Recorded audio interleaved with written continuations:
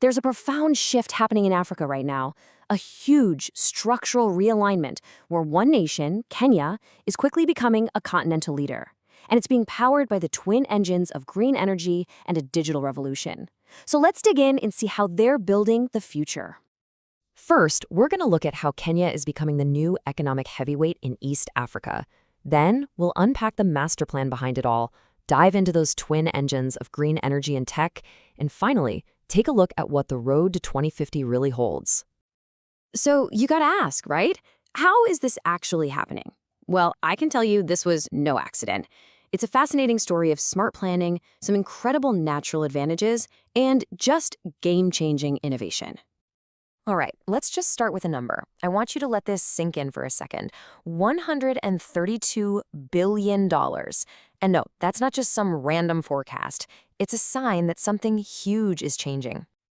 Yeah, the International Monetary Fund projects that's how big Kenya's economy will be by 2025. And what that means is a massive geopolitical shift. We're talking about Kenya overtaking its longtime regional rival Ethiopia to become the top dog in East Africa. Okay, so that's the what. Now let's get into the how. How exactly did Kenya manage to position itself to lead the pack in one of the fastest growing regions on the planet? Well, a huge part of the answer comes down to one word: stability. You see, while Ethiopia has been dealing with some serious challenges, like a big drop in its currency's value, Kenya has managed to keep things relatively steady. And a big reason for that? A much more diversified economy. And look, this stability didn't just happen by luck. Nope, it's the direct result of a really ambitious long-term strategy, a blueprint called Vision 2030. This thing was launched all the way back in 2008, and the goal was massive: to totally transform Kenya into a modern, middle-income country. Think of it as the master plan, the strategic DNA behind everything we're about to talk about. And you can really see the results in the numbers. They're pretty incredible. Just look at this. Since the plan kicked off, the nominal GDP has shot up nearly ninefold. And at the same time, they've managed to cut inflation by more than half. That's how you create the kind of stable environment where people want to invest for the long haul. So with that stable foundation in place, Kenya could start building. And they built two incredibly powerful engines for growth. And let's talk about the first one. Its absolutely astonishing rise as a green energy superpower. Get this. Today, almost 90% of Kenya's electricity comes from renewable sources. I mean, that's not some far-off goal. That's reality, right now. And it's a huge economic advantage. It means a stable, affordable power grid, exactly what you need to attract big global investment. And the main source powering all this? Geothermal energy. And you know this is serious because the commitment comes right from the top. President William Ruto has made it crystal clear on the world stage. Kenya isn't just playing along. It's aiming to be a leader in the global shift to green energy. I believe it or not, the country is really just getting started. It's estimated that Kenya is sitting on a mind-blowing 10,000 megawatts of untapped geothermal potential.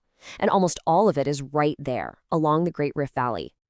So what's their secret? Why is Kenya so good at this? Well, it's all about geology. The Great Rift Valley is tectonically active, which basically means it pushes all that incredible heat way closer to the surface.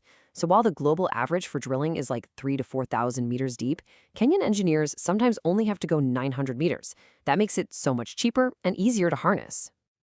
And it's not just geothermal. Kenya is also home to Africa's largest wind farm up at Lake Turkana. Oh, and here's a cool little fun fact for you. The incredible landscapes you see at the Hell's Gate geothermal fields, they were actually the real-life inspiration for Disney's The Lion King. Pretty neat, huh? Okay, on to that second engine of growth. And this one runs on all that clean, reliable power we just covered. We're talking about the digital revolution. This is the story of how Kenya built what's now known as the Silicon Savannah. And it really all starts with one thing: M-Pesa. When it launched back in 2007, it was just a simple way to send and receive money using any old cell phone. You didn't even need a smartphone. But today, it's evolved into this financial super app. You can use it for payments, bills, even getting small loans. It has literally become the backbone of the entire digital economy. And the reach is just staggering. 91% of adults in Kenya use mobile money. M-Pesa pretty much solved the problem of people being unbanked. It brought almost the whole country into the formal financial system for many of them for the very first time. Okay, now take that incredible financial infrastructure and connect it to this next number. A 216% explosion in online freelancers in just 5 years. And that is not a coincidence. M-Pesa built the tracks, you know? It laid the groundwork for this massive gig economy to just take off, allowing Kenyans, many of whom are great at English, to seamlessly work for and get paid by companies all over the world. So when you put it all together, everyone having access to banking, a young workforce that grew up with this tech, and all of it powered by that clean energy grid, well, it's turned Nairobi into a total magnet for investment. In 2024, the city's tech startups pulled in more venture capital funding than any other city in all of Africa. All right, so you've got these two massive engines, green energy and digital finance, just firing on all cylinders. So what's next? What does the road ahead to becoming a continental superpower actually look like? When you put Kenya side by side with the other big players, you really see what makes it unique. Nigeria, heavily dependent on oil. South Africa, a more mature economy, but it's growing much slower. Kenya's model is different. It's diversified and led by tech. Now, you might look at Ethiopia and see they also have a lot of renewables, but it's almost all hydropower, which is a big risk when droughts hit. Kenya's mix of geothermal, wind, and hydro, plus that unbeatable fintech scene, just creates a much more resilient, future-proof platform for growth. Now, of course, it's not all smooth sailing. The road ahead definitely has some roadblocks. The country has to get a handle on its public debt, close some gaps in infrastructure, and make its power grid even more efficient. And this is a big one. As these green energy projects get bigger, making sure they work through land rights issues fairly with local communities is going to be absolutely critical. But that brings us to the big final question. By basically leapfrogging fossil fuels and old-school banking, Kenya has created a totally unique path to development.